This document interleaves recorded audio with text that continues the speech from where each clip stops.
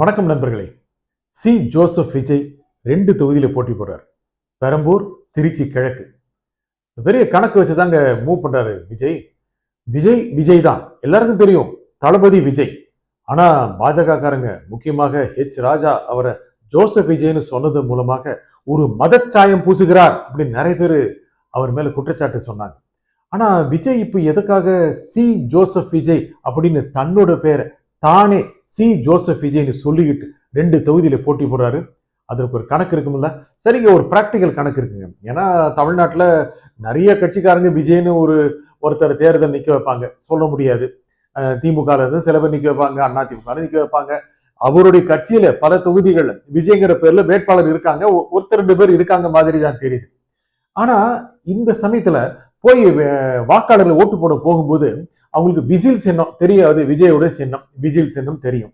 ஆனா பேர் என்ன பார்க்கும்போது வைங்க, கட்சி பேர் இருக்காது. அங்க விஜய் அப்படின்னா ஒரு டவுட் வந்துச்சுன்னா அதனால எதை அவங்க ரிஜிஸ்டர் பண்றாங்கன்னா ஜோசப் விஜய், நம்ம தலைவர் தளபதி ஜோசப் விஜய் பேர்ல தான் இருப்பார் அப்படின்னு மக்கள் கிட்ட விஜய் என்று தெரிந்த, விஜய் என்று அறிமுகமான, விஜய் என்று எல்லோராலும் பரவலாக அனைவராலும் அறியப்பட்ட ஒரு நடிகர் அரசியலுக்கு வரும் பொழுது தன்னை ஜோசப் விஜய் என்று அறிமுகம் செய்து கொள்கிறார். அதற்கு காரணம் ஓட்டு போடுறவங்க சரியா பார்த்து ஓட்டு போடணும். சரிதான், அதுல தப்பு ஒண்ணும் இல்லை. ஆனா மக்களுக்கு தெரியாதா என்ன? மக்கள் ரொம்ப விவரமானவங்க தானே. எத்தனையோ வேட்பாளர்கள், பெரிய பிரபலம் இல்லாத திமுக அண்ணா திமுக வேட்பாளர்களே 2 பேர்ல இருப்பாங்க. வெளியே ஒரு பிரபலமான பேர் இருக்கும், அவங்களுடைய பதிவு பெற்ற பெயர் வேறதா இருக்கும். அப்பவே ஓட்டு போட்டிருக்காங்க. விஜய் பத்தி தெரியாமையா ஓட்டு போட மறந்துடுவாங்க. இருந்தாலும் எதுக்கு ரிஸ்க் எடுக்கணுங்க? ஜோசப் விஜய்னு போட்டலாம்.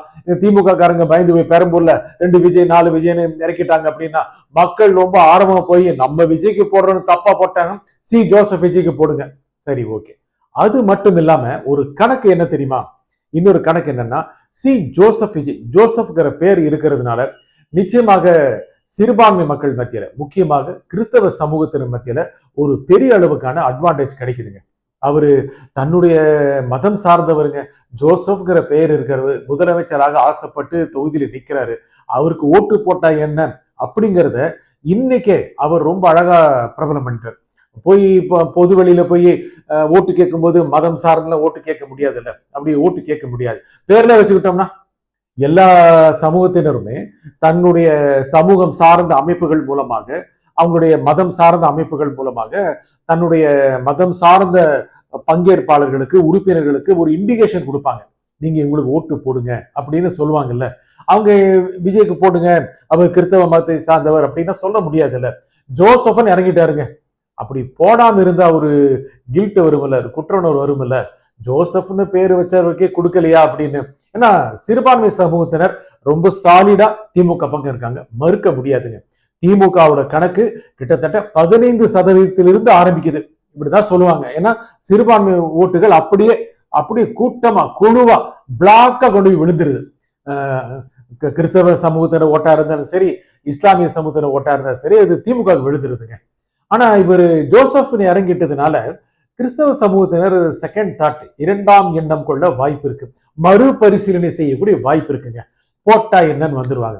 சரி, அவங்களுடைய சேர்ந்து அப்படியே ஒரு ரயில் பெட்டி போற மாதிரி இஸ்லாமிய சமூகத்தினரும் சரி, ஒருத்தர் நிக்கிறாரு, சகோதர சமூகம் தானே அப்படின்னு சொல்லி கணிசமான ஓட்டு போயிருச்சுன்னா என்ன உங்களுக்கு தெரியும், அவரு இந்த இஃப்தார் நோன்பு திறக்கும் விழாவில் நடத்தினார்ல, அப்ப கூட்டமா போய் சேர்ந்தாங்க.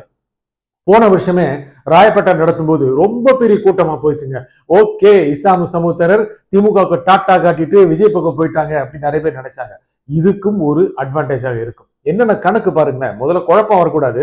அப்புறம் சமூகம் சார்ந்தவர்கள் ஓட்டு அப்படியே விடணும். இல்லாட்டி கூட திமுக போகின்ற ஓட்டுகளில் பாதி விழுந்தாவே போதுங்க, போதும். திமுகவுக்கு 15% இஸ்லாமிய கிறிஸ்தவர் போடுறாங்கன்னு வச்சுக்கோங்க. கிட்டத்தட்ட 9%, 10% இஸ்லாமியர்கள் இருந்தா 5% கிறிஸ்தவர் இருப்பாங்க. கிறிஸ்தவர் ஒரு 3% வந்துருச்சு வைங்களேன். இஸ்லாமியர் ஒரு 2% வந்தாலும் அவரும் 5 கணக்கு ஆரம்பிக்கிறாருங்க. அப்புறம் இருக்கிறாங்க அவங்களுடைய ப்ரோ எல்லாமே, எல்லாம் அவருடைய ரசிகர் கூட்டங்கள் இங்கெல்லாம் இருக்காங்க. அப்படி அவங்க விசில் அடிச்சுட்டு வந்துட மாட்டாங்க. அப்படியே வந்துடுவாங்க. இதெல்லாம் கணக்கு போட்டுட்டு தான் 2, 3 அது ஒரு 8, 10, 10 இருந்து ஆரம்பிச்சிடலாம்.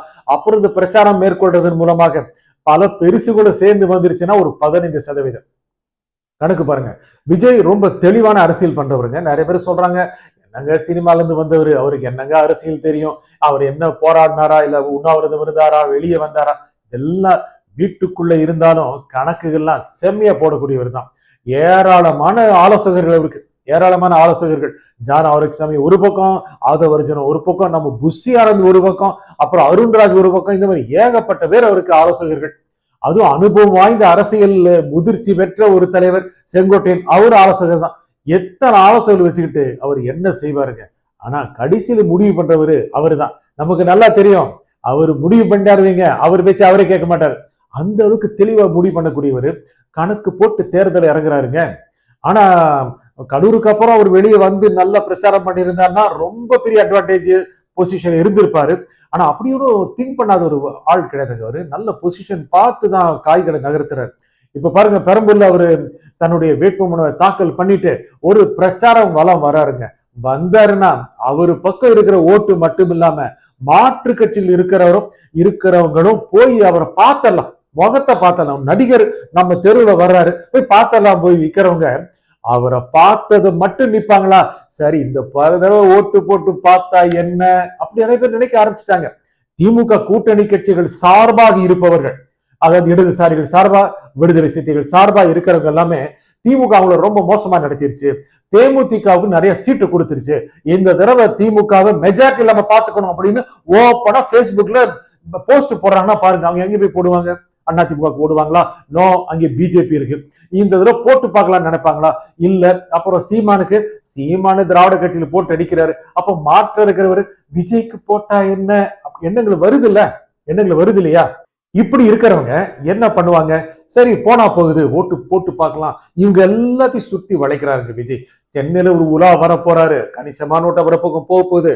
சென்னையே ஒரு அது இந்த மாதிரி தான் இருக்கிற அவர் பெரம்பூர்ல நிக்கிறாரு. அடுத்ததாக திருச்சி கிழக்கு. ஏங்க ஒரு தொகுதி பத்தாதா விஜய்க்கு? ஒரு தொகுதி நின்னா ஜெயிக்க மாட்டாரா? ஜெயிக்க வாய்ப்பு இருக்குன்னு அவருடைய எதிரிகளே சொல்றாங்க. அப்ப இதுக்கு திருச்சி கிழக்கு 2 தொகுதி எதுக்கு பயந்துட்டாரா? நோ, அதுதான் கணக்கு இருக்கு. திருச்சியிலையும் அவருக்கு கணிசமான ஓட்டு இருக்கு. ஆனா அது திருச்சி கிழக்குல மட்டும் நின்றுட்டு ரிஸ்க் எடுக்க முடியாது.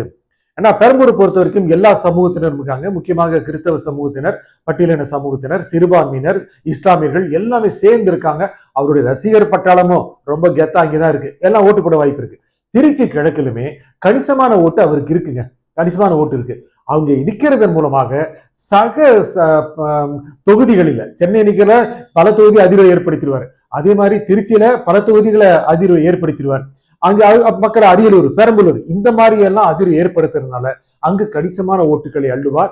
சீட்டுகளும் அள்ளக்கூடிய வாய்ப்பு இருக்கிறது. இந்த தேர்தல் என்னங்க, நல்ல ஓட்டை வாங்கிடணும், கணிசமான சீட்டை வாங்கிடணும்.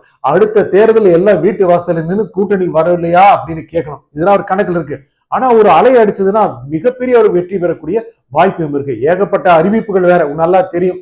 29 வயதுக்கு மேற்பட்ட பட்டதாரிகளுக்கு 4000 ரூபாய் கொடுக்கறாருன்னு அறிவிக்கிறாரு.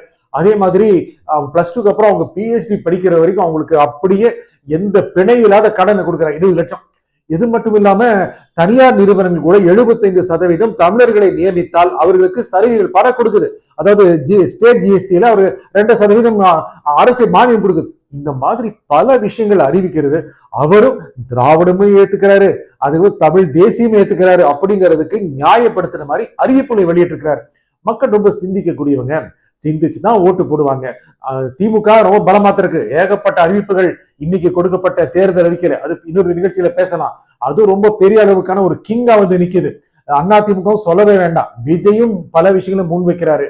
மக்கள் சிந்திச்சு என்ன ஓட்டு போடுவாங்கிறத பார்க்கலாம். நன்றி, வணக்கம்.